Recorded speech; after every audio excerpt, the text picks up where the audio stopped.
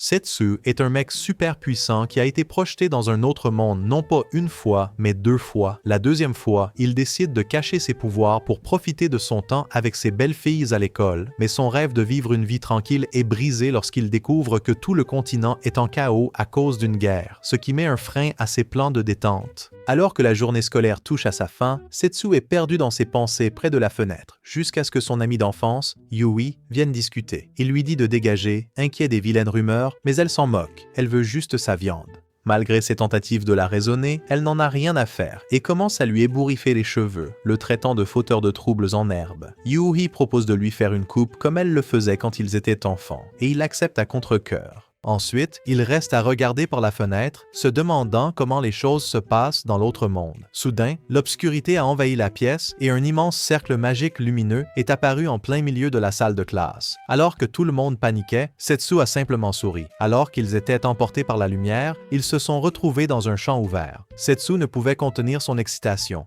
Il savait exactement où ils étaient, mais sa joie fut de courte durée. Un groupe de figures en armure, clairement des utilisateurs de magie, commença à marcher vers eux. Les autres étudiants se mouillèrent de peur, mais Yui, pensant qu'elle est l'héroïne de l'histoire, s'accrocha à Setsu, essayant de le protéger avec son corps. Setsu, cependant, resta impassible. D'un simple geste du doigt, il envoya l'un des assaillants voler. Yui, surprise, lâcha prise, mais Setsu lui attrapa la main et se précipita vers les autres. Yui sentit une chaleur à leurs mains jointes, mais son attention se tourna rapidement vers l'armée qui approchait et elle la montra d'un geste urgent à Setsu. À ce moment-là, les étudiants arrêtèrent leur course effrénée, observant l'armée passer à toute vitesse, s'engageant avec les ennemis en armure qu'ils qualifiaient de démons. Caché dans la foule, Setsu se demanda pourquoi le combat sans fin avec ces soi-disant démons continuait. Soudain, une étrange sensation l'envahit, suscitant des doutes sur le fait que la magie et les démons étaient d'une certaine manière maudits. Il serra sa poitrine, perdu dans ses pensées. Sortant de nulle part, une nuit chaude avec des cheveux bleus saisissants tonna à cheval, les exhortant à trouver un abri, déclarant le champ de bataille trop risqué. À ses côtés se tenait une compagne blonde confiante. Ensemble avec leurs camarades combattants, ils se lancèrent dans la bataille, vainquant rapidement leurs ennemis avec une détermination courageuse. Après l'affrontement intense, les étudiants se retrouvèrent devant le roi qui les accueillit chaleureusement dans le royaume de Destinia. Il révéla leur nouveau statut de champion invoqué chargé de défendre le royaume contre les démons, semblables aux héros invoqués 5 ans auparavant. Affirmant que c'était le destin, les paroles du roi laissèrent les étudiants perplexes. Sentant leur incertitude, Blondie s'avança pour clarifier qu'un héros d'un autre monde avait autrefois apporté la paix lors d'un conflit précédent.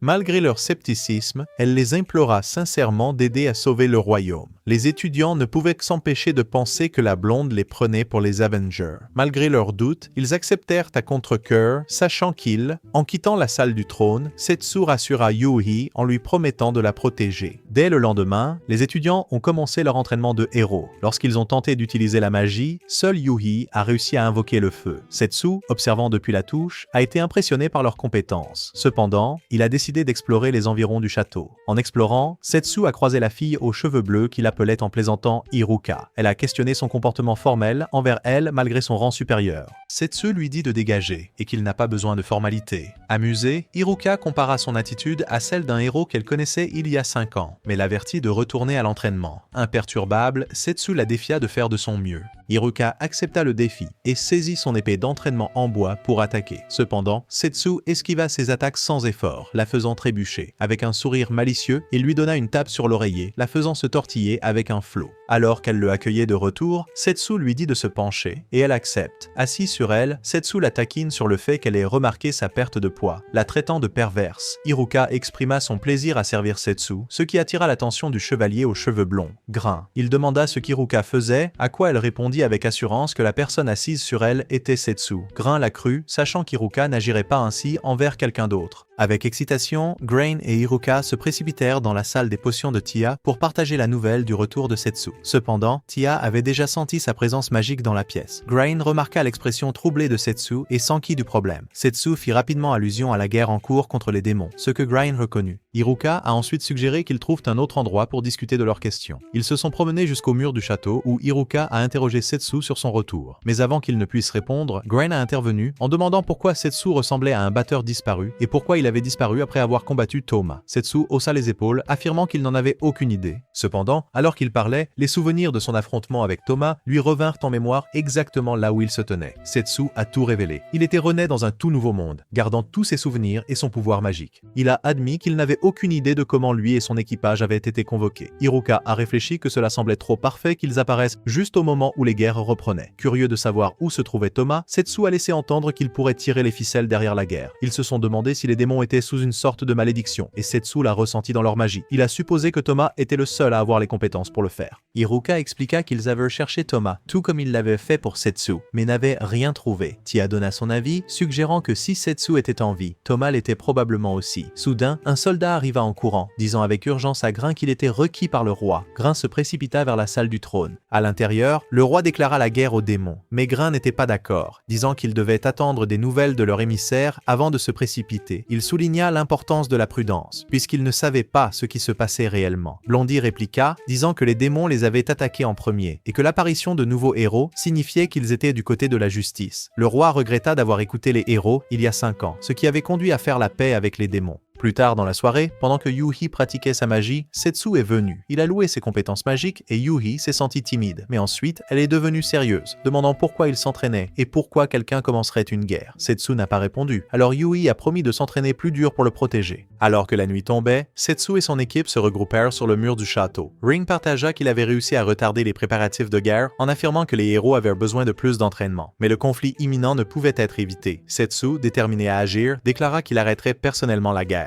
Ses amis ont proposé de se joindre à lui, mais Setsu a insisté pour qu'il reste en arrière pour protéger le royaume au cas où Thomas serait impliqué. Le lendemain, Setsu et sa bande se sont faufilés dans le château en utilisant un sort d'invisibilité. Cependant, ils ont découvert que l'endroit grouillait de gardes, ce qui pourrait faire échouer leur plan. Haruka s'est porté volontaire pour aller en éclaireur, évoquant des souvenirs de leurs aventures passées. Juste au moment où Setsu se remémorait, ils entendirent Haruka assommer un garde. Ils se regroupèrent et Haruka cacha le garde inconscient dans une boîte à proximité pour éviter d'être repéré. Haruka réussit à déverrouiller la porte et en entrant, Setsu dégaina son épée Kuramaru. Soudain, ils entendirent des gardes approcher, signalant que leur couverture était compromise. Le château fut verrouillé. Rin proposa de créer une diversion pour aider Setsu à s'échapper et Tia offrit son aide. Elle conseilla à Haruka d'accompagner Setsu pour éviter d'attirer l'attention. Haruka protesta, mais Setsu insista en plaisantant qu'elle aurait son moment de gloire plus tard. À l'extérieur des portes du château, Haruka a juré de repousser tout fauteur de troubles jusqu'au retour de Setsu. Juste à ce moment-là, Yuhi s'est précipité vers eux, curieuse des plans de Setsu. Setsu a expliqué qu'il avait été convoqué dans ce monde pour la 2e fois et qu'il devait rencontrer un vieil ami pour arrêter la guerre. Comme une petite amie typique, Yuhi a insisté pour l'accompagner, mais Setsu a refusé, disant qu'elle le ralentirait. Malgré le sentiment de rejet, Yuhi comprit et lui demanda de fermer les yeux. S'attendant à un baiser, Setsu rougit, mais Yuhi le surprit en utilisant sa magie pour lui couper les cheveux. Impressionné par ses compétences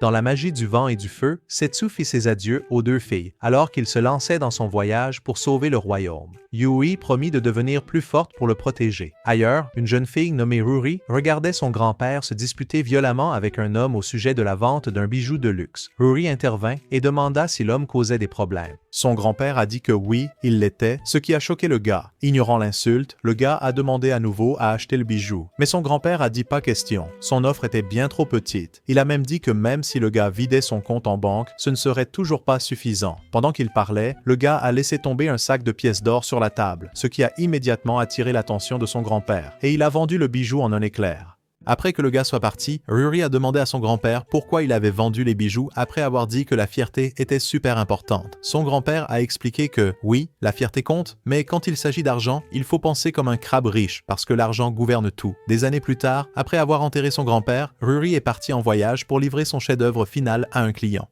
Plus tard, alors qu'elle voyageait dans sa charrette vers sa destination, Ruri rencontra un cochon monstrueux aux yeux étrangement lumineux. Le cochon renversa sa charrette, envoyant valser elle et ses marchandises. Dans le chaos, Ruri s'empressa de récupérer une boîte tombée de son sac, oubliant que Miss Pigson avait encore envie d'un ou 2 en cas. Lorsqu'elle se retourna enfin, elle se retrouva face à face avec le cochon menaçant. Au lieu de fuir de terreur, Ruri a bêtement tenté de raisonner avec lui, ce qui, comme on pouvait s'y attendre, n'a pas bien fonctionné. Juste au moment où M. Pigson s'apprêtait à faire d'elle son prochain repas, Setsu est intervenu, éliminant rapidement la créature. Inquiet pour sa sécurité, Setsu lui a demandé si elle allait bien. Plutôt que d'exprimer sa gratitude, Ruri demanda immédiatement s'il s'attendait à un paiement pour lui avoir sauvé la vie, avouant qu'elle n'avait pas d'argent, mais promettant de le dédommager une fois qu'elle aurait livré ses marchandises. Setsu, peu désireux d'être qualifié de héros indépendant, refusa d'abord son offre. Cependant, Ruri, influencé par les enseignements de son grand-père sur le remboursement des dettes avec de l'argent, persuada Setsu du contraire. Offrant sa main pour l'aider à se relever, Setsu fit une remarque désobligeante sur son grand-père. Surpris par son observation, Ruri se souvint d'une altercation passée avec un client similaire. Setsu, remarquant son regard lointain, demanda si tout allait bien. Rassuré par la réponse de Ruri, il s'interrogea sur les raisons de son voyage sans garde. Elle avoua sa précipitation à ne pas en avoir engagé un à cause des contraintes de temps. Alors que Setsu se préparait à partir, Ruri le rappela, le suppliant de l'aider en tant que garde du corps. Malgré sa réticence initiale, Setsu céda, touché par sa situation, et accepta de l'escorter jusqu'à la ville la plus proche. Dans la ville portuaire animée, Ruri révéla son grand projet d'embarquer sur un navire à destination du continent démoniaque. Mais lorsqu'ils atteignirent le navire, le capitaine lâcha une bombe. Il ne naviguait pas là-bas, à cause de la guerre qui se préparait. Ne voulant pas abandonner, Ruri passait de bateau en bateau, suppliant chaque propriétaire de l'emmener. Mais la chance n'était pas de son côté, et chaque fois, elle recevait un gros non. Frustré par ses tentatives vaines, Setsu décida d'intervenir. Mais juste au moment où il allait agir, il remarqua que Ruri se faisait cuisiner par des gros bonnets militaires. Ces chevaliers, comme ils se nommaient, étaient en mission pour inspecter les gens. En commençant par Ruri, ils ont exigé ses papiers, et quand ils ont remarqué son sac, ils ont voulu y jeter un coup d'œil curieux. Mais Ruri n'était pas d'accord. Elle serrait ce sac comme s'il contenait les secrets du monde, refusant de les laisser fouiner. Les choses se sont vite envenimées. Setsu n'allait pas laisser ses chevaliers bousculer Ruri. Il a repoussé leurs mains, exigeant qu'ils fassent preuve de bonne manière. Les chevaliers n'ont pas aimé être défiés, mais Setsu ne reculait pas. L'affrontement a attiré une foule, avec des gens qui acclamaient Setsu et Ruri. Les chevaliers ont réalisé qu'ils n'étaient pas du bon côté de la faveur de la foule, et se sont éclipsés, mais pas avant de lancer une menace à l'encontre de Setsu. Avec le drame terminé, Ruri ne pouvait pas retenir sa gratitude. Elle s'est précipitée pour remercier Setsu, lui donnant un gros câlin et peut-être même une larme ou deux. Alors que la nuit tombait et qu'il mangeait, Setsu s'est demandé quelle serait la prochaine étape de Ruri puisque sa recherche de navire n'avait rien donné. Ruri a révélé qu'elle pourrait simplement se lâcher et acheter un navire entier si les choses continuaient à mal tourner. Mais Setsu a rapidement mis fin à cette idée, lui rappelant qu'elle était aussi fauchée qu'un rat d'église. Voyant le moral de Ruri chuter, Setsu changea d'avis. Il proposa de la laisser l'accompagner puisqu'ils allaient dans la même direction. Les yeux de Ruri brillèrent d'excitation, mais avant qu'elle ne puisse demander le coup, Setsu posa ses conditions. Elle devait passer la nuit à l'auberge. Ruri tenta de discuter, mais Setsu ne céda pas. Il était ferme, pas d'exception. Finalement, Ruri céda, acceptant ses conditions à condition qu'il partage la note. Plus tard dans la soirée, alors que Ruri prenait son bain, elle passa à Setsu son précieux paquet, lui demandant de le garder en sécurité. Setsu hésita, se demandant si elle en était sûre. Ruri insista qu'elle l'était. En ouvrant la boîte, elle révéla un bijou éblouissant que Setsu reconnut. Elle expliqua que c'était le chef-d'œuvre final de son grand-père, réalisé par un joaillier légendaire. Malgré sa maladie, son grand-père avait tout donné pour le réparer pour quelqu'un de spécial, le confiant à Ruri. En le prenant, Setsu reçut l'avertissement de Ruri de ne pas faire de bêtises avec son argent. Seul dans la pièce, Setsu ne put résister à l'envie de jeter un coup d'œil dans la boîte, ses doigts effleurant le joyau, qui brillait comme s'il se souvenait de la magie qu'il y avait infusée il y a longtemps. Alors qu'il dormait cette nuit-là, les chevaliers ont fait irruption dans l'auberge, accusant Setsu et Ruri d'être des espions sournois pour le royaume démon. Mais rapide comme un renard, Setsu a senti leur arrivée et a disparu avant qu'ils ne puissent l'attraper. Ils se précipitèrent par la fenêtre, laissant les chevaliers se gratter la tête, et ainsi commença la poursuite. À travers les rues sinueuses, ils coururent jusqu'à se retrouver piégés au bord de la mer. Se sentant piégé, Ruri fit une blague sur Setsu, jouant les Moïse et ouvrant la mer. Mais alors que les chevaliers se rapprochaient, Setsu n'était pas prêt à reculer. Il les défia de venir le rattraper, ajoutant une touche d'insolence pour faire bonne mesure. Déconcerté par l'audace de Setsu, Ruri s'accrocha à lui alors qu'il la soulevait à nouveau. Avec un saut audacieux, ils plongèrent du mur vers l'eau en contrebas. Mais juste avant de toucher les vagues, un magnifique dragon de mer s'éleva, les attrapant dans ses puissantes griffes. Setsu salua le dragon comme un vieil ami, s'excusant pour l'appel nocturne mais promettant de tout raconter plus tard. Avec un rugissement tonitruant, le dragon, nommé Lévia, les emporta vers le continent démoniaque, laissant les chevaliers stupéfaits derrière eux. Alors qu'ils naviguaient à travers la nuit, l'esprit de Ruri s'emballait. Elle n'en revenait pas de sa chance. Lévia, le dieu de la mer, les transportait en sécurité. Mais elle ne pouvait s'empêcher de se poser la question qui lui trottait dans la tête. Comment le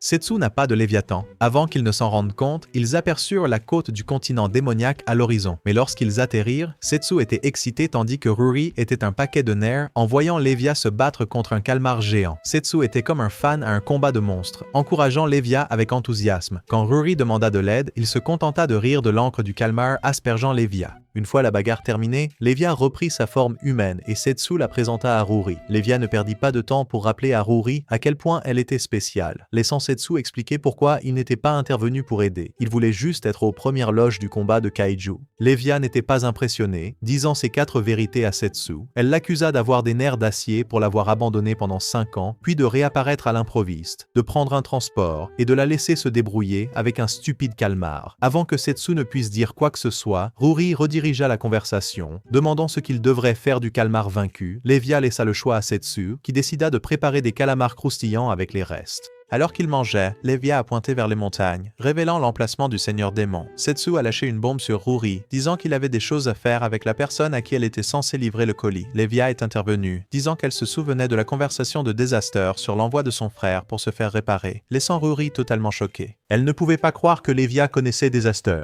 Puis Lévia lui annonça que Disaster n'était autre que la Seigneur Démon elle-même, ce qui rendit Ruri blanche comme un linge. Lévia était prête à prendre la route, mais Setsu l'invita à se joindre à eux. Il voulait rattraper le temps perdu avec Disaster ensemble, mais Lévia n'y croyait pas. Elle a accusé Setsu d'être ingrat, de la voir juste comme une fille facile et d'amener une autre femme tout en s'attendant à ce qu'elle le supporte. Alors que Setsu essayait de se défendre, il reçut une tape sur l'épaule. En se retournant, il se retrouva face à face avec 3 enfants démons espiègles. L'un d'eux demanda s'ils avaient une querelle d'amoureux, un autre dit que Setsu devrait s'excuser en premier en tant qu'homme, et le dernier le traita carrément d'ignorant des sentiments des femmes. Fatigués par la leçon, Setsu les fit taire en leur fourrant des anneaux de calmar dans la bouche. Les enfants adorèrent ça, le suppliant d'en donner plus pour leurs parents. Lévia suggéra qu'ils avaient encore beaucoup de calmar, alors Setsu accepta d'en préparer une fournée pour tout le monde. Avec les enfants scandant anneaux de calmar, avec enthousiasme, ils se dirigèrent tous vers le village, impatients de goûter la friandise. Dans le village, les gens étaient déçus de ne pas pouvoir pêcher à cause de ces fichus calamars. Et pour ajouter l'insulte à l'injure, les commerçants humains ont cessé de venir, à cause de la guerre en cours. Avec les réserves de nourriture qui s'amenuisaient,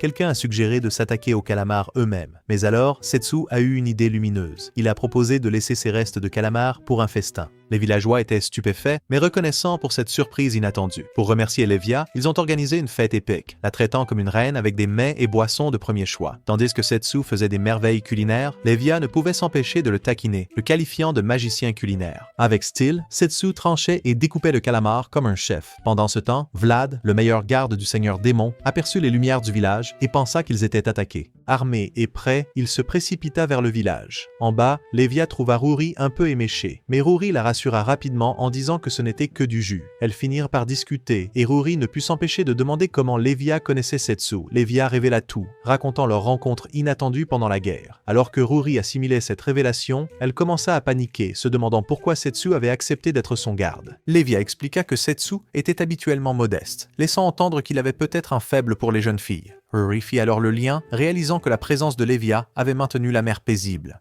En regardant Setsu vendre le calmar, Ruri ne put s'empêcher de remarquer la façon dont Lévia le regardait. Elle en conclut que Lévia était folle amoureuse de Setsu, mais Lévia le nia, insistant sur le fait que les dieux ne tomberaient pas amoureux des mortels. Elle plaisanta en disant que Ruri n'était pas à jour avec les potins divins. Sortant de nulle part, Vlad traversa dramatiquement le mur de la scène, surprenant tout le monde en demandant s'ils allaient tous bien. Cependant, il réalisa rapidement qu'il avait été trop dramatique. Plus tard, alors que Lévia profitait d'un festin de poissons avec Ruri, endormi sur ses genoux, Vlad s'approcha timidement et s'excusa pour son éclat précédent. En rejoignant leur compagnie, il a tenté d'expliquer son comportement. Alors que Setsu rejoignait le rassemblement, le ton de Vlad changea brusquement. Il lâcha une bombe, les exhortant à sauver le Seigneur Démon. Cette révélation inattendue prit tout le monde par surprise. Vlad révéla le mariage imminent de Désastor avec un homme nommé Terran, qui visait à prendre le contrôle du royaume avec un collier maudit plutôt qu'une bague. Setsu, intrigué, questionna la force d'une telle malédiction contre Désastor. Vlad a ensuite révélé le récent déclenchement de la guerre provoquée par l'agression humaine. Le choc de Setsu était évident en entendant parler du raid sur le village côtier, où des soldats en armure imposante avaient laissé leur drapeau derrière eux. Au fil de leur voyage, Vlad a dévoilé comment le seigneur démon avait envoyé des messagers dans le royaume humain, mais il n'était pas encore revenu. Cela a donné à Terran, un type super riche, l'occasion de proposer un moyen de mettre fin à la guerre. Setsu était comme « Attends, ce gars peut vraiment arrêter la guerre avec son fric ?» Et Vlad a dit « Oui, il est plein aux as. » Setsu se grattait encore la tête, alors Huri a ajouté que Terran était en gros le type le plus riche de tous les temps et dirigeait une énorme compagnie de commerce. Vlad a ajouté qu'à cause de sa richesse, Terran pensait pouvoir mettre fin à la guerre. Setsu a dit « Attends, est-ce que Deaziz va vraiment se sacrifier pour arrêter la guerre ?» Vlad a confirmé et Setsu a dit « Wow, les autres dirigeants sont d'accord avec ça ?» Mais avant qu'ils ne puissent approfondir, Levia est intervenue, disant que le comportement étrange de Desastor était dû à une promesse faite à Setsu de maintenir la paix. Enflammée, Levia a dit « On doit la sauver ». Alors Setsu et Levia se sont précipités vers le château de Deazi seulement pour être envahis par des monstres. En repoussant les monstres, ils se sont souvenus de l'avertissement de Vlad concernant les gardes coriaces de Terran et les routes infestées de monstres. Vlad a dit « Garde ta magie, Setsu ».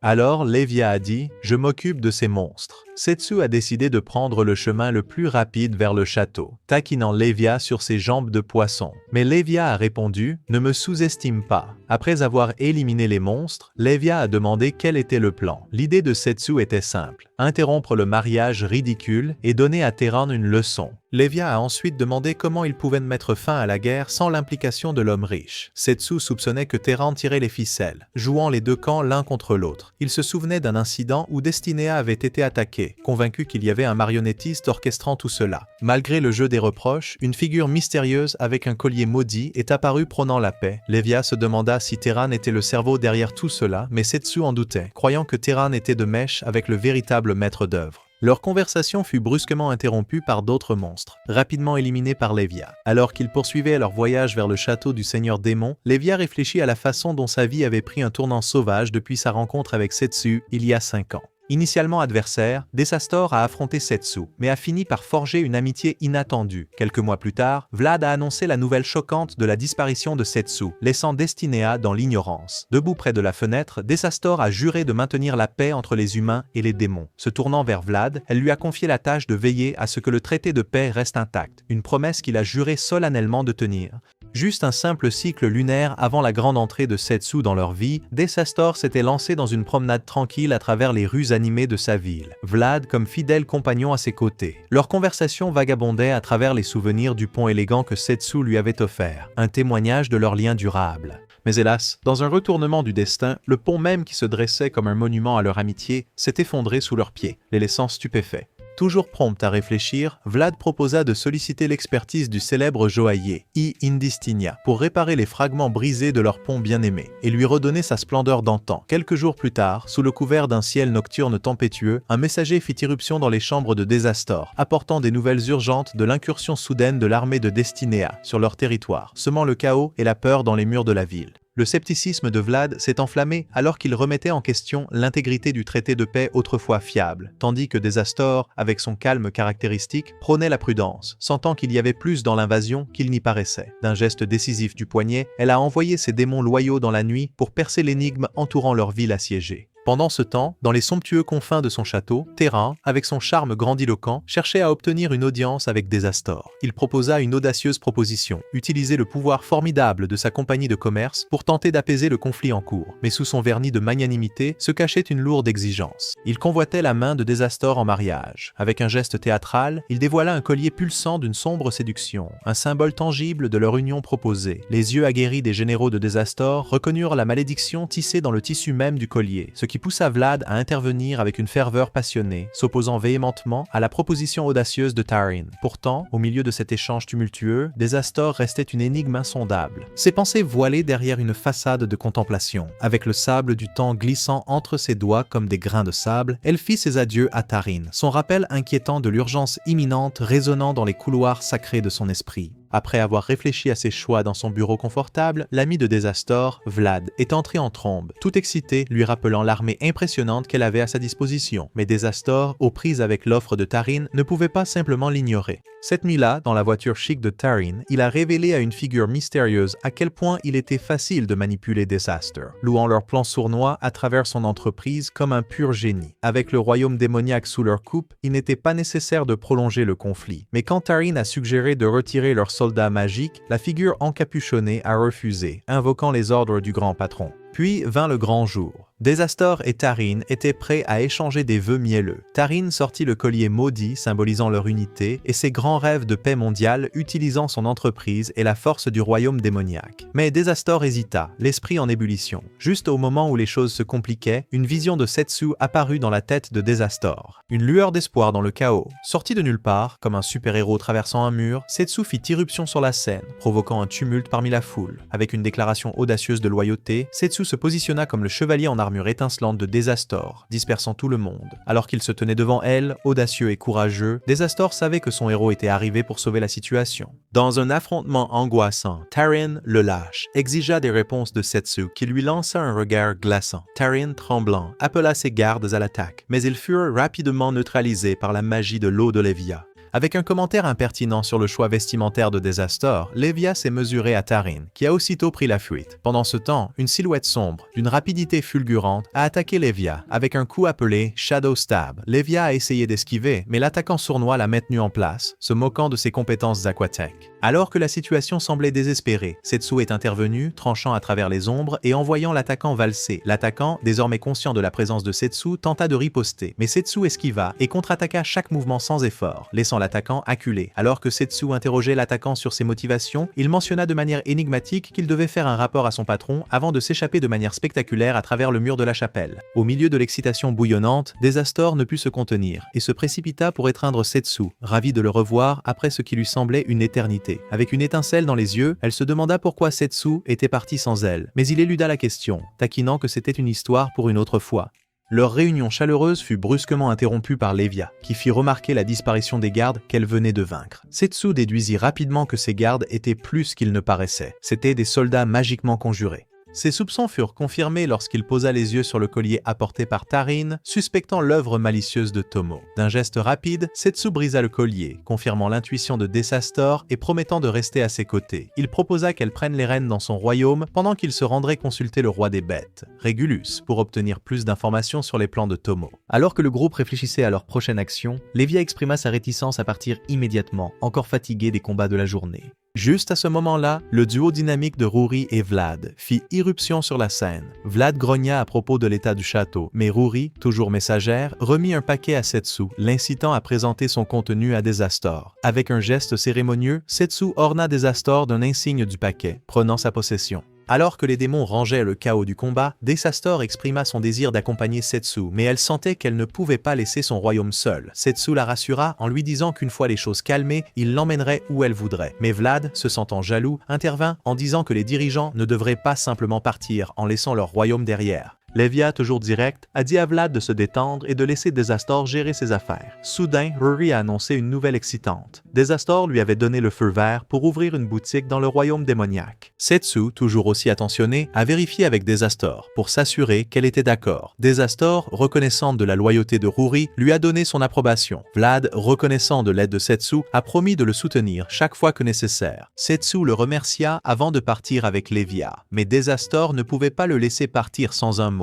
lui rappelant de revenir en un seul morceau. Pendant les jours d'été brûlants, Setsu déclina l'invitation de Yuyu à traîner, blâmant le soleil brûlant pour son hésitation. Mais au fil du temps, leur amitié bouillonnait comme une marmite d'excitation. Un jour, en se promenant dans les rues du quartier, ils tombèrent sur une enseigne flashy annonçant un lieu d'études chic. Intrigué, Yuyu se tourna vers Setsu avec des yeux pleins d'émerveillement, se demandant si rejoindre cet endroit pimenterait leur parcours vers leur lycée de rêve. Setsu, perdu dans ses pensées, ne répondit pas immédiatement. Alors Yuyu l'a poussé, lui rappelant le dîner. De retour à la maison, Yuyu a reparlé du lieu d'études, désireux de lancer une conversation. Setsu, connu pour sa franchise, a suggéré qu'elle l'oublie, disant que cela n'ajouterait pas beaucoup de saveur à leur plan. Son honnêteté piqua, laissant Yuyu avec l'impression d'avoir mordu dans un citron acide alors qu'elle partait furieuse. Pourtant, elle trouva le courage de s'inscrire à l'endroit d'études déterminée à prouver que Setsu avait tort. Cependant, ses espoirs ont chuté lorsque ses résultats aux tests pratiques n'ont pas été à la hauteur de ses attentes. En rentrant chez elle, se sentant aussi plate qu'une crêpe, Yuyu a été arrêtée par des personnages louches qui ont essayé de l'éloigner de ses études avec des promesses de divertissement. Juste au moment où les doutes commençaient à mijoter, Setsu est apparu comme un super-héros, rejetant leur offre et leur disant de trouver un meilleur passe-temps.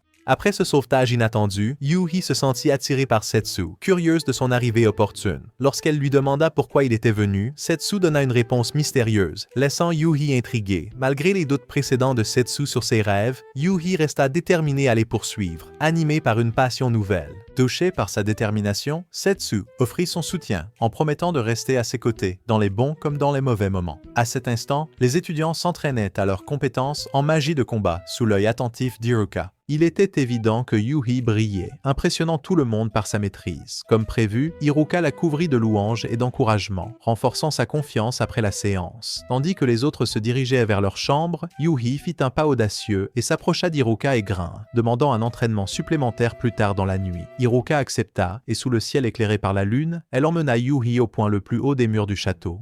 De là, ils contemplèrent la ville en contrebas baignée dans la douce lueur du soir. Iruka profita de l'occasion pour expliquer à Yui l'importance des efforts de Setsu pour maintenir la paix dans leur monde. Elle souligna l'importance de rester vigilant et prêt à soutenir Setsu chaque fois qu'il aurait besoin d'eux. Yui, débordante de détermination à rester aux côtés de Setsu, avoua ses insécurités concernant sa propre force, se sentant inadéquate par rapport à lui. En réponse, Iruka proposa un match d'entraînement pour mettre à l'épreuve les compétences de Yui. Bâton en main, ils s'engagèrent dans un duel amical mais intense, chacun essayant de surpasser l'autre. Après un échange animé, Iruka reconnut la force de Yuhi, mais souligna également un domaine où elle pouvait s'améliorer. Iruka décida d'emmener Yuhi dans un égout lugubre, rempli de monstres souvent utilisés comme terrain d'entraînement difficile pour les soldats. Alors qu'il faisait une pause, une créature massive ressemblant à un crocodile émergea des eaux troubles, prenant Yuhi par surprise. Iruka la sortit de sa peur en lui rappelant que ce n'était pas le moment de se montrer faible. Avec un mélange de courage et de trépidation, Yui s'approcha de la créature tandis qu'Iruka l'encourageait à puiser dans sa force intérieure. Yui lança une boule de feu flamboyante de son bâton, engloutissant le monstre dans les flammes. Mais juste au moment où elle pensait que c'était fini, la créature se releva, prête à frapper. Réagissant rapidement, Yui enfonça son bâton dans sa bouche, évitant de justesse une attaque, mais se faisant égratigner le bras au passage. Iruka l'exhorta à saisir l'instant et à lancer une autre boule de feu, faisant reculer la créature. Cependant, elle restait toujours debout, ce qui poussa Iruka à lui donner une leçon de réalité brutale. En temps de guerre, il faut être prêt à faire ce qu'il faut pour survivre, même si cela signifie abattre l'ennemi. Cette révélation a ravivé des souvenirs pour Yuhi, notamment d'une bataille passée, la faisant lutter avec ses émotions.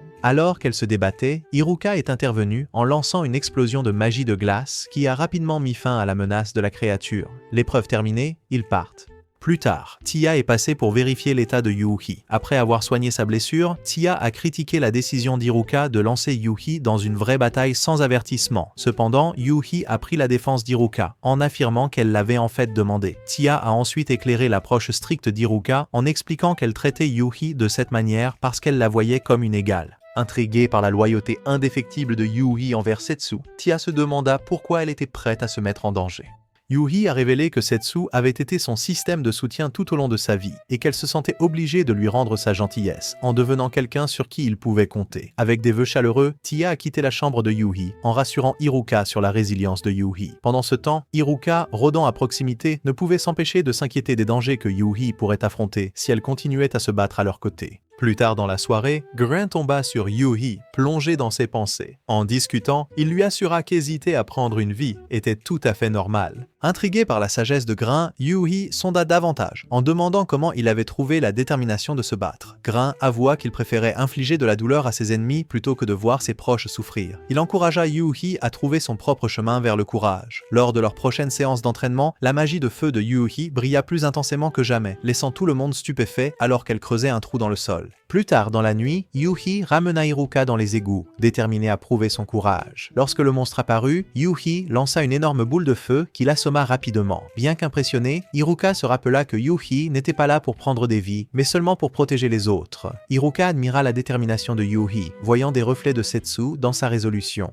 Cependant, elle a averti que réaliser ses objectifs nécessiterait une puissance immense. Sans se laisser décourager, Yuhi a juré de devenir plus forte pour protéger ses proches. Quelques jours plus tard, Grain a rassemblé les étudiants et a fait une révélation choc. Il se dirigeait bientôt vers le continent démoniaque. Il les a exhortés à se préparer physiquement et mentalement pour les défis à venir avant de les renvoyer. Quand les autres sont partis, Il resta en arrière, rejoignant l'équipe de Setsu en haut des escaliers, prêt à affronter tout ce qui se présenterait. Alors que Setsu et Lévia traversèrent le continent démoniaque, ils se retrouvèrent dans une balade en chariot aussi chaoteuse qu'un grand 8. Setsu, curieux comme un chat, demanda à Lévia pourquoi elle était aussi calme qu'un concombre, tout en grignotant des biscuits, comme si c'était la fin du monde. Lévia, la déesse de la détente, expliqua qu'ils avaient tout le temps du monde jusqu'à ce qu'ils atteignent le continent des hommes bêtes.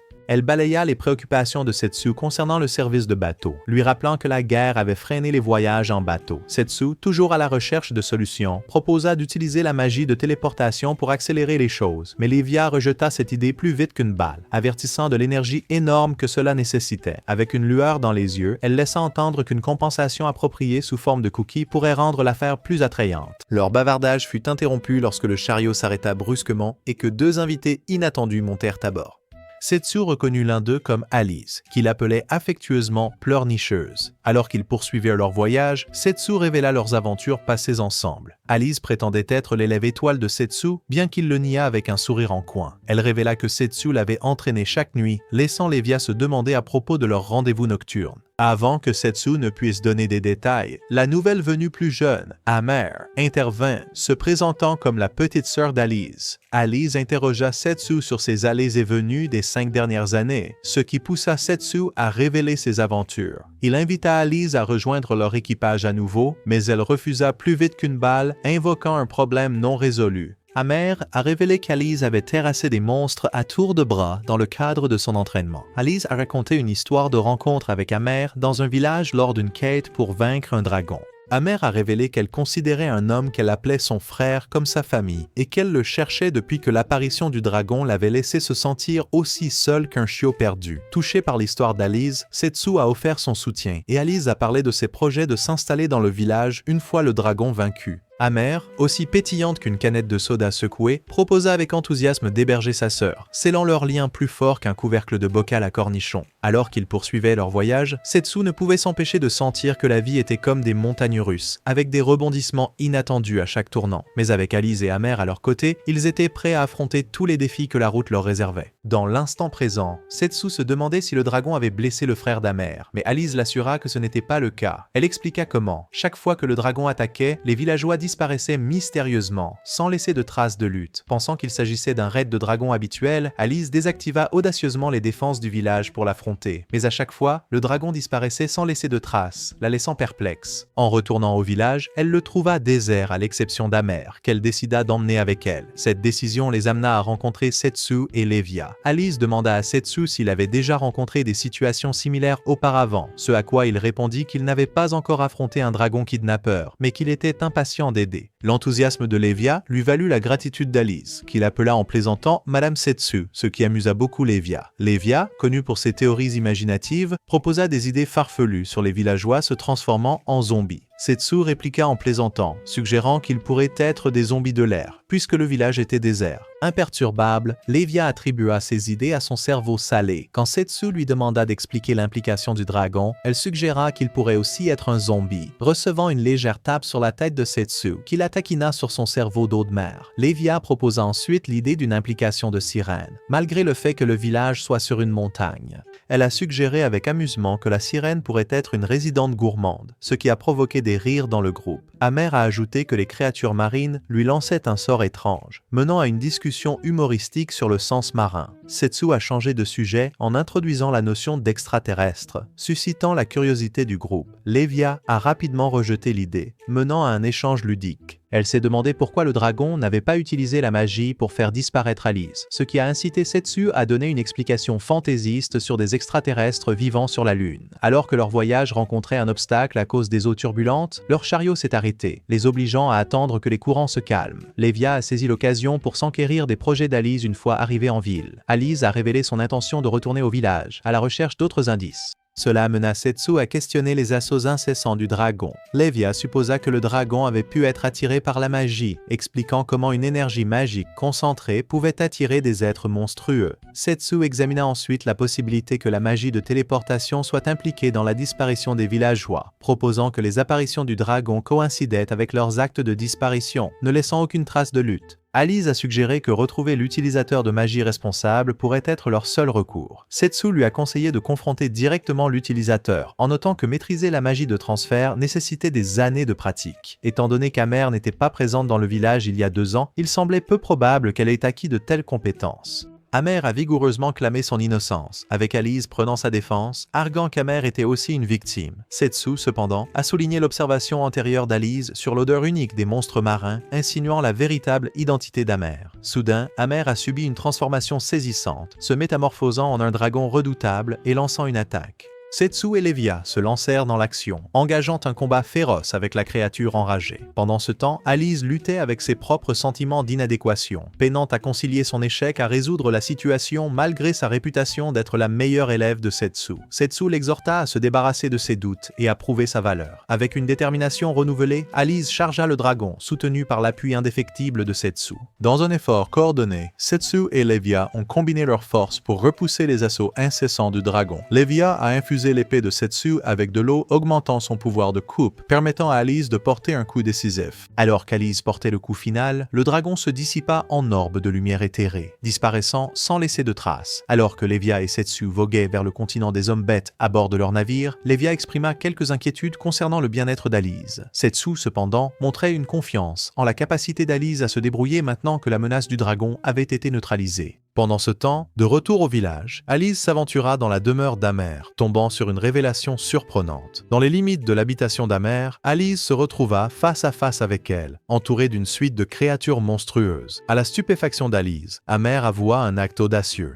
Elle avait transformé les villageois en marionnettes enchantées, dans l'intention de renforcer leur rang pour un conflit imminent. Amer a ensuite révélé sa véritable identité en tant que Meluar, l'instigatrice des hordes de monstres. Quelques jours plus tard, dans la ville animée de Lipor sur le continent des hommes-bêtes, une jeune fille bête pleine d'énergie nommée Shironiko parcourait les rues vibrantes. Au cours de son voyage, des villageois bienveillants ont interrompu sa progression, offrant des provisions en guise de gratitude pour son aide inestimable dans le maintien des lignes d'approvisionnement. Malgré les tentatives de Shironiko de refuser leurs offrandes, les villageois ont insisté, soulignant l'importance de son rôle dans la protection du bien-être de sa sœur. En arrivant chez elle, Shironiko rencontra sa sœur, Mineko, qui, bien que réveillée, semblait souffrante. Craignant pour la santé de sa sœur, Shironiko administra rapidement une dose de médicaments, déterminée à soulager sa souffrance. Mineko, accablée de remords pour son état, trouva du réconfort dans le soutien indéfectible de Shironiko et jura de chercher un remède à son mal. Alors que Setsu et Levia font face à la colère du batelier, leurs rêves de s'en aller en bateau ont pris un coup. Les répliques effrontées de Setsu n'ont fait qu'attiser le feu, laissant Levia contenir sa puissance magique, sa colère bouillonnant comme un chaudron sur le point de déborder. Pourtant, au milieu de la tourmente, les excuses sincères de Setsu ont émergé comme un baume, apaisant la tempête et leur offrant une chance de rédemption. Avec les tensions apaisées, Setsu a proposé un détour pour trouver de la nourriture et un abri, ces mots peignant un tableau vivant de camaraderie et d'aventure. Pendant ce temps, dans les rues animées de la ville, Shironiko s'est lancée dans sa propre mission clandestine, se faufilant à travers la foule comme une ombre dans la nuit.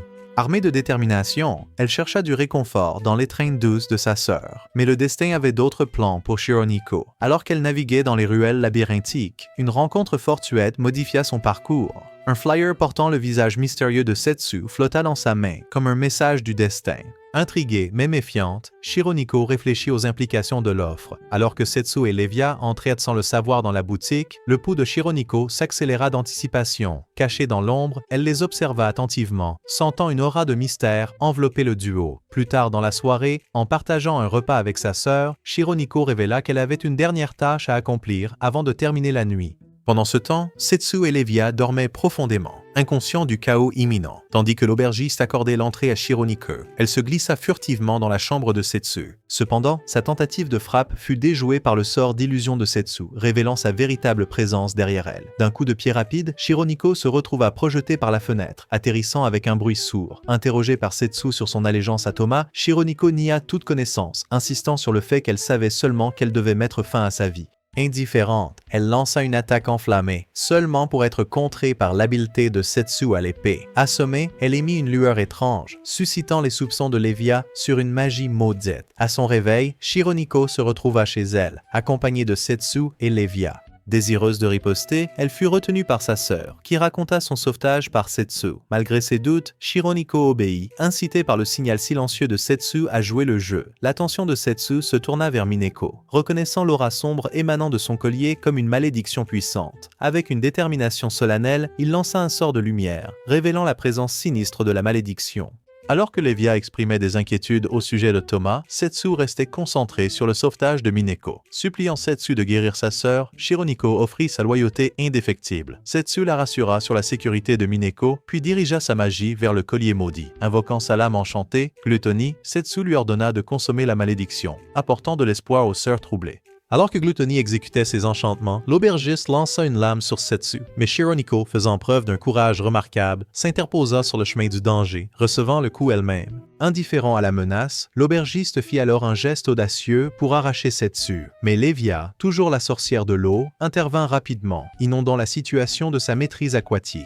Alors que les tensions montaient, Setsu reconnut la force redoutable de Lévia, mais elle lui rappela à son tour de ne pas sous-estimer ses propres capacités. Engagé dans un affrontement, Lévia a confronté l'aubergiste de front qui a libéré des doubles ombrageux pour tenter de la déjouer. Mais Lévia, avec sa maîtrise des éléments marins, a facilement dissipé les illusions avant de porter un coup décisif. Cherchant des réponses au milieu du chaos, Lévia a pressé l'aubergiste au sujet de l'agenda cryptique de Thomas, offrant la clémence en échange d'informations vitales. Insensible à l'offre, l'aubergiste se moqua de l'idée de supplier pour sa vie, son attitude dégoulinant de mépris. Imperturbable face aux insultes, Shironiko osa questionner le chemin choisi par l'aubergiste, provoquant un rejet méprisant de sa compétence. Refusant de tolérer d'autres insultes, Lévia fit taire les répliques venimeuses de l'aubergiste d'un geste de la main. Cependant, l'aubergiste, avec une lueur de malice dans les yeux, révéla le plan grandiose de Thomas pour accéder à la divinité et éradiquer toutes les formes de vie. Tandis que Lévia écartait cette idée comme improbable, l'aubergiste restait ferme dans sa croyance aux ambitions sans limite de Thomas. Dans un retournement de situation soudain, une lumière éblouissante enveloppa l'aubergiste alors qu'elle brisait un joyau mystérieux, disparaissant dans les airs sans laisser de traces. Shironiko se tenait au bord de la rivière, les larmes coulant sur son visage, alors qu'elle regardait le vide laissé par la disparition de l'aubergiste.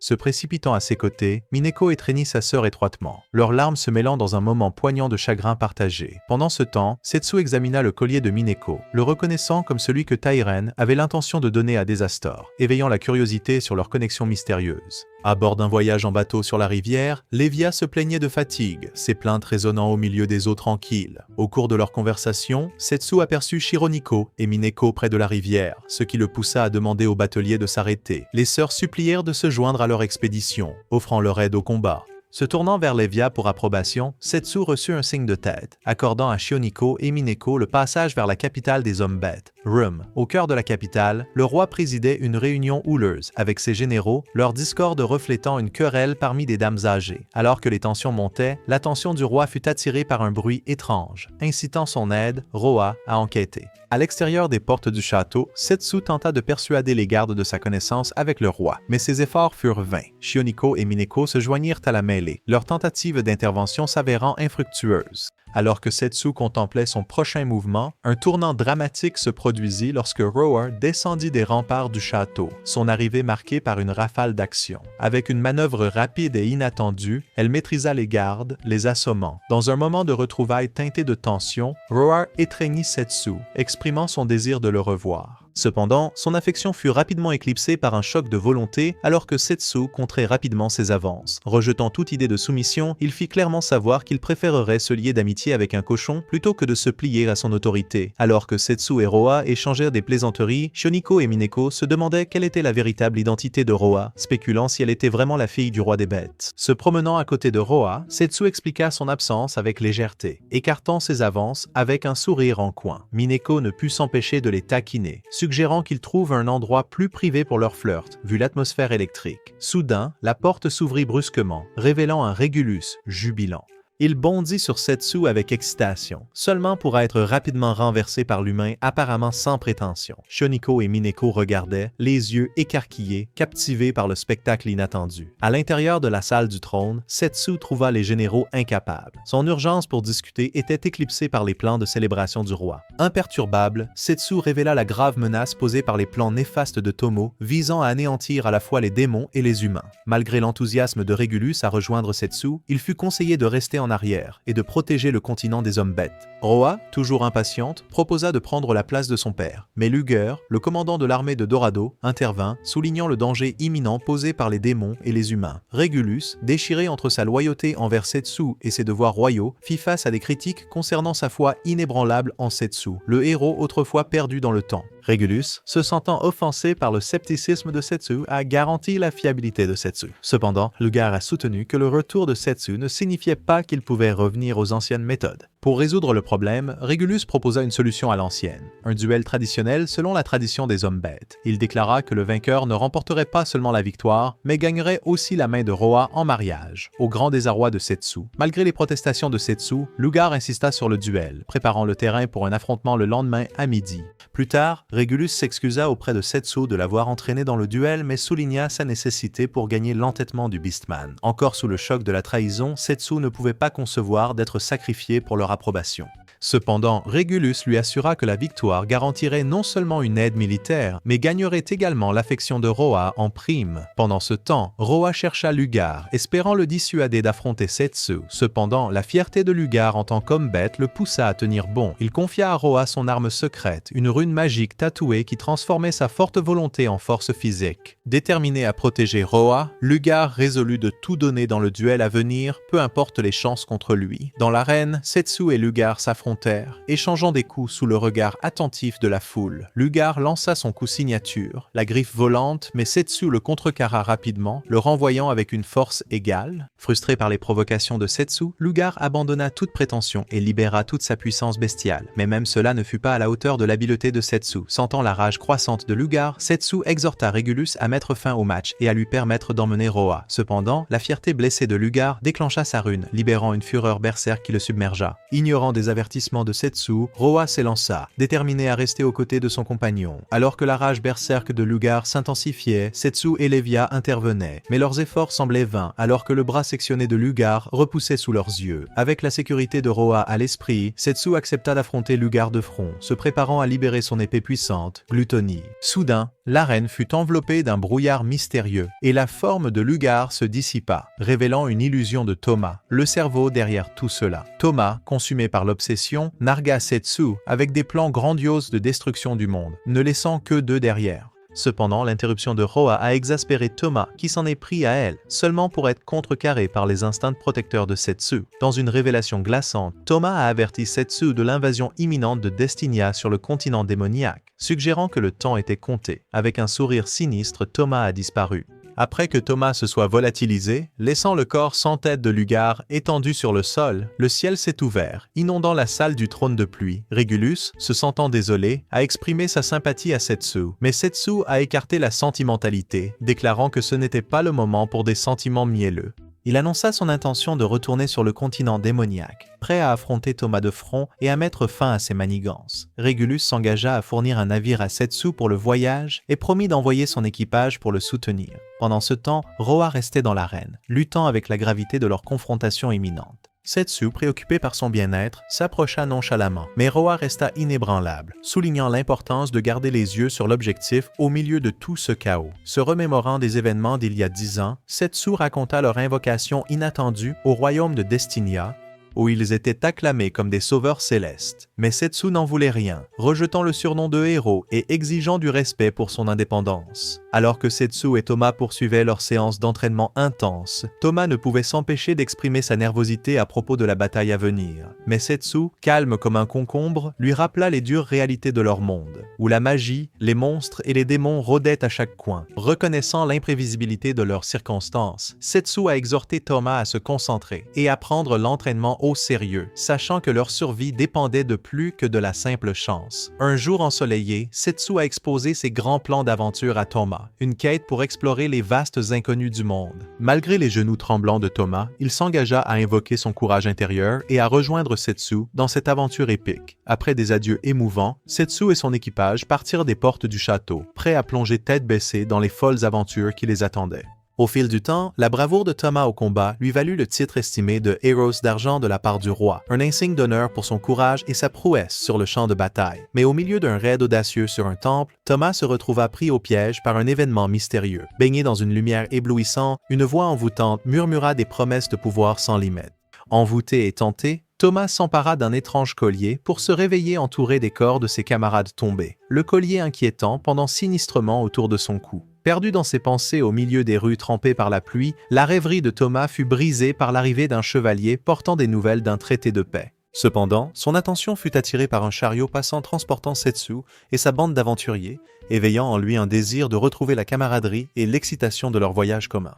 Après la signature du traité de paix, Thomas chercha Setsu, reconnaissant son rôle crucial dans la fin de la guerre. Modeste et humble, Setsu détourna les éloges, soulignant les efforts collectifs de leurs camarades. Thomas, désireux d'exprimer la profondeur de leur amitié, se trouva momentanément distrait par l'appel à l'action d'Iruka.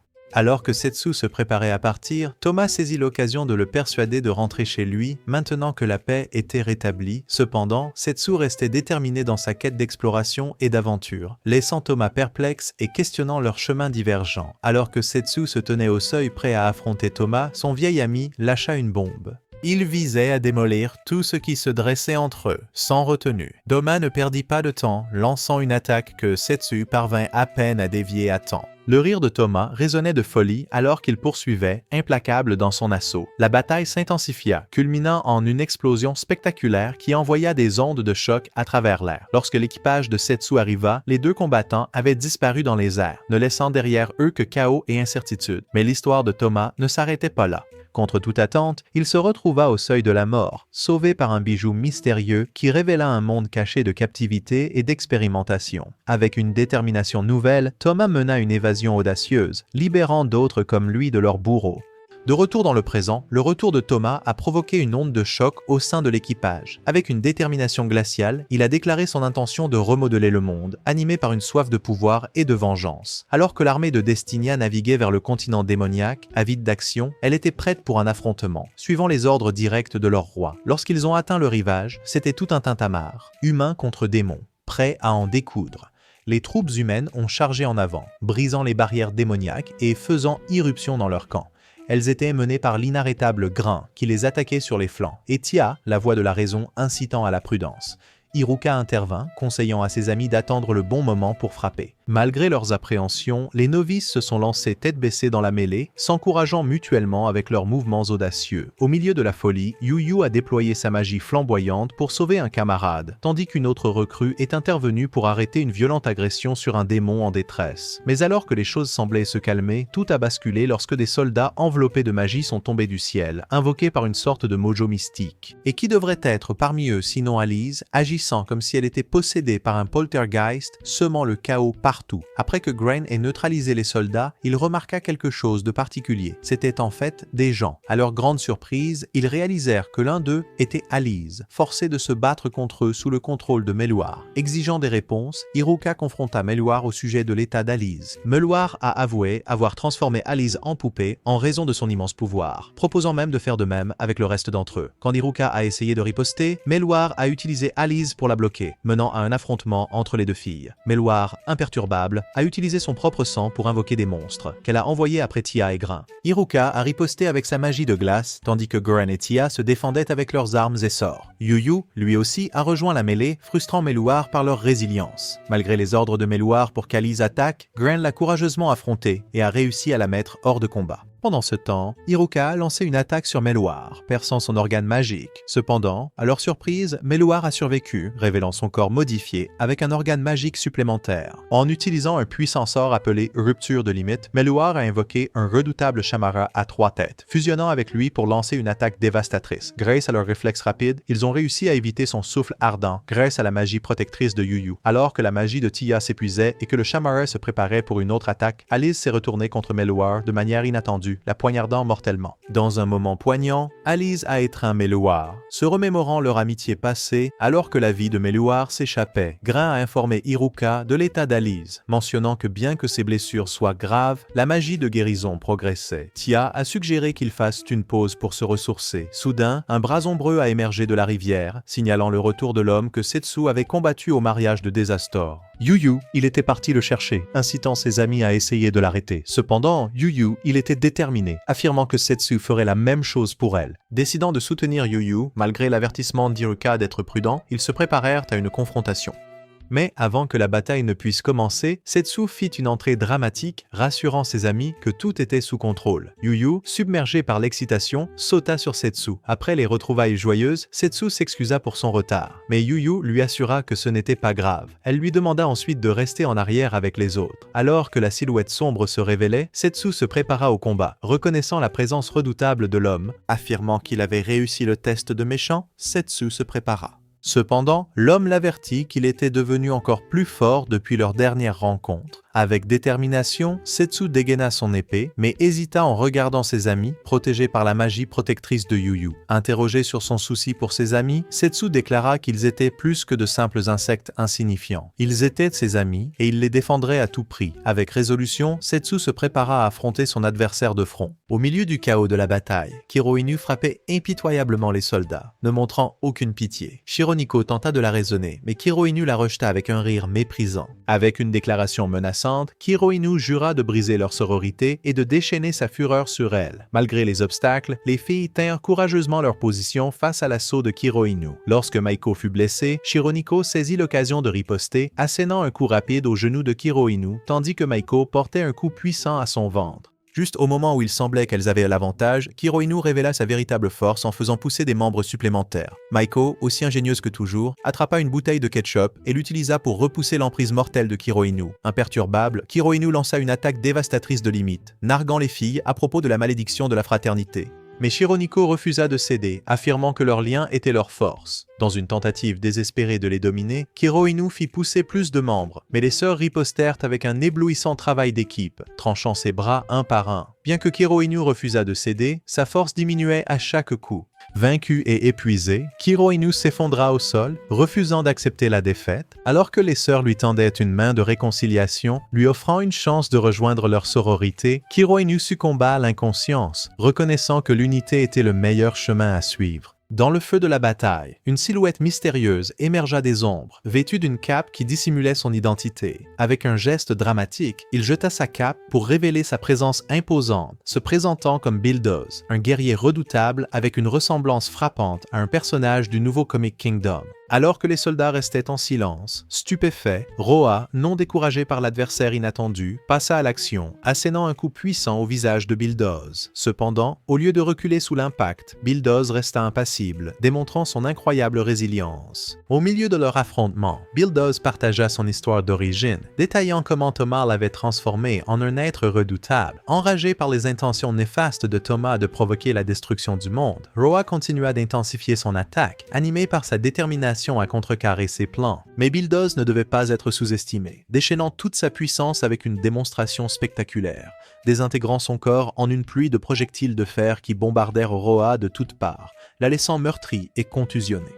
Malgré les obstacles qui s'accumulaient contre elle, Roa s'est relevée de ses cendres, son esprit intact, alors qu'elle lançait une attaque implacable contre Bulldoze. À chaque coup, elle érodait ses défenses, refusant de reculer même en subissant ses propres blessures. Dans un retournement de situation surprenant, Bulldoze a fait preuve de clémence, utilisant ses pouvoirs pour guérir les blessures de Roa. Alors que Roa remettait en question sa loyauté envers Thomas, Bulldoze offrit des explications énigmatiques, la laissant réfléchir à ses motivations et à son goût particulier pour les beaux mecs. Au milieu de leur affrontement féroce, Setsu et son ennemi ombrageux s'affrontaient sans relâche, le type de l'ombre utilisant des mouvements sournois pour essayer de déstabiliser Setsu. Mais Setsu ne se laissait pas faire. Il bloquait chaque attaque et réussissait même à repousser le gars. Le type de l'ombre n'en revenait pas de la force de Setsu, demandant pourquoi il était si puissant. Mais Setsu lui a simplement dit d'arrêter tant qu'il était en avance. Refusant de reculer, le type de l'ombre a déclenché son coup ultime, s'entourant d'une armure impénétrable avec une technique sophistiquée appelée rupture de limite. Il a foncé sur Setsu comme un taureau, le frappant de toutes ses forces. Setsu a pris des coups, mais il n'était pas prêt à jeter l'éponge. Rassemblant toute sa détermination, Setsu s'est relevé, concentrant toute son énergie dans son épée fidèle. D'un coup puissant, il brisa l'armure du gars, bien que son épée en ait pris un coup dans le processus. Mais cela n'arrêta pas le type de l'ombre. Il continua à foncer sur Setsu comme un train fou. Pendant ce temps, Thomas, en route vers le château de Désastre, réalisa que ses amis avaient été éliminés. Faisant irruption dans le bureau de Désastre, il interrompit leur petite réunion, déclarant que la guerre continuerait tant qu'il aurait du souffle. Alors que Setsu pénétrait dans le palais, sa priorité était de vérifier l'état de ses amis, suscitant un peu d'envie dans le cœur de Thomas. Toma ressentit une pointe de jalousie, sachant que la loyauté de Setsu était envers ses amis. Mais Toma était déterminé à un affrontement entre eux deux, croyant que cela changerait tout. Avec une tension palpable, Setsu et Toma croisèrent le fer, chaque coup résonnant comme le tonnerre. Toma, exhibant ses mouvements flamboyants, lançait des éclairs sur Setsu, faisant trembler le palais et fendre le ciel. Lévia regardait avec admiration, reconnaissant que ces deux-là jouaient dans une ligue à part. Imperturbable, Setsu encourageait Toma à donner le meilleur de lui-même. Avec des réflexes fulgurants, Setsu dévia les décharges d'énergie de Toma avec sa fidèle lame. Mais Toma n'était pas prêt à reculer. Il dansait autour de Setsu, portant des coups sournois qui le prenaient par surprise. Toma ne pouvait pas s'empêcher de se moquer de Setsu, le taquinant pour être un peu rouillé. Frustré, Setsu passa à la vitesse supérieure. Désarmant Toma, il lui asséna un coup de poing décisif sur son visage suffisant. Mais Toma n'allait pas se laisser faire sans se battre. Repoussant Setsu, il transforma son épée en un canon monstrueux, perçant un trou dans les murs du palais.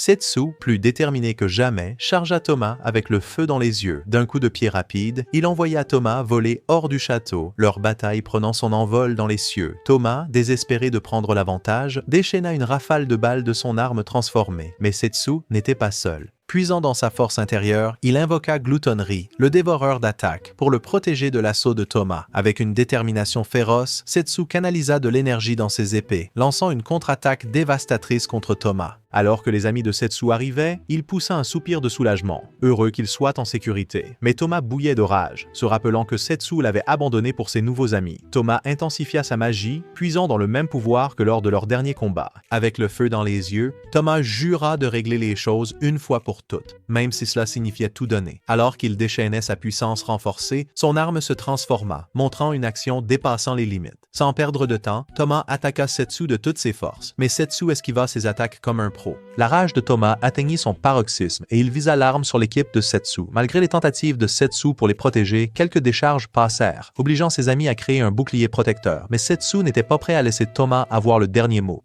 Il taillada et trancha, réduisant l'arme de Toma en morceaux. Toma trébucha, des souvenirs défilant devant lui, attisant encore plus sa colère. Mais juste au moment où Setsu allait en finir, Toma lança un énorme tir de canon, envoyant Setsu s'écraser. Pensant avoir gagné, Toma regarda Setsu se relever des décombres. Avec un mouvement rapide, Setsu piégea Toma dans une barrière dimensionnelle hallucinante, annulant son arme. Alors que le sol tremblait, Toma implora la pitié, rappelant à Setsu sa promesse. Mais Setsu resta ferme, scellant le destin de Toma à l'intérieur des limites de la barrière. Alors que Toma se réveillait, encore vivant et en pleine forme. Il ne comprenait pas pourquoi Setsu l'avait épargné. Setsu a révélé son plan pour libérer Toma de la malédiction qui le contrôlait avec sa lame mystique. Malgré la longue liste de méfaits de Toma, Setsu a insisté pour lui donner une chance de se racheter. Plus tard, Setsu, flanqué de Désastre et Régulus, a rendu visite à Toma dans sa cellule. Ils ont lâché la bombe. La pénitence de Toma était d'utiliser sa magie pour renvoyer les étudiants chez eux. Ce travail épuiserait ses pouvoirs, le réduisant à un simple mortel. Setsu a suggéré l'idée que Toma rejoigne les étudiants dans leur monde pour un nouveau départ, mais Désastre a précisé que la demande de Setsu était la seule raison pour laquelle Toma s'en sortait. À contre-cœur, Toma exécuta sa punition, téléportant les étudiants dans leur monde. Cette nuit-là, Setsu s'approcha de Toma et lui demanda pourquoi il n'avait pas accompagné les étudiants. Toma ouvrit son cœur, confessant son désir de se repentir de ses méfaits en parcourant le monde même qu'il avait autrefois cherché à anéantir. Alors qu'ils se disaient adieu devant le château, Setsu et Toma partagèrent un au revoir en larmes. Désastre, incapable de contenir ses émotions, supplia Setsu de l'emmener avec elle, mais Tia lui rappela leur devoir. Yuhi les rejoignit alors, réaffirmant son engagement à rester avec Setsu quoi qu'il arrive. Le cœur tourné vers l'aventure, Setsu et Yuhi se lancèrent dans leur voyage, explorant d'un royaume à l'autre. C'est tout. Regardez la vidéo suivante et on se retrouve dans la prochaine.